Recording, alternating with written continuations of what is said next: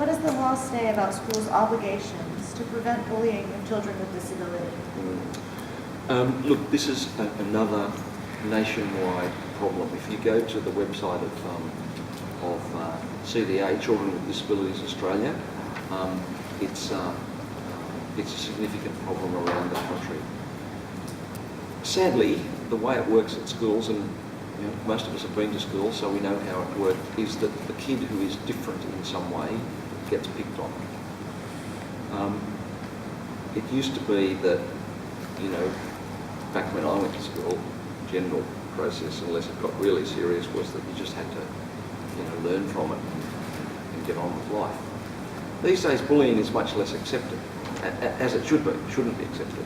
It's unacceptable, it's inappropriate, and it can cause serious harm to people, both harm caused by others and self-harm, and in some cases, sadly, suicides. So it is something that has to be addressed. Bullying and discrimination are quite close. So if the treatment is less favourable on the grounds of a child's disability, then the discrimination law can apply. I'm not an expert on the new workplace bullying laws, but it may be worth thinking about whether they are relevant here. They're federal laws.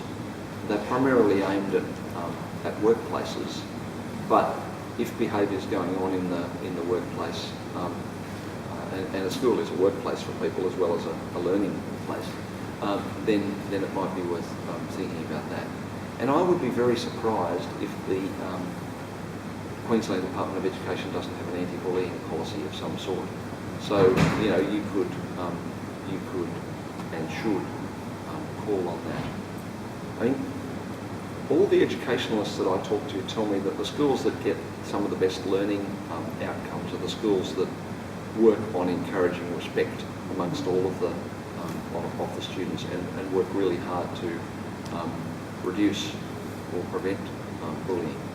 And so maybe it's worth the group having some information and resources on those sorts of issues that you can share with principals and teachers at your school, and draw that to their attention, and say, as parents, and maybe again talk to the P&Cs to say you get the parent body working with you rather than doing it all yourself, and saying as parents, we want this school to be a place where bullying doesn't occur, to be a respectful place.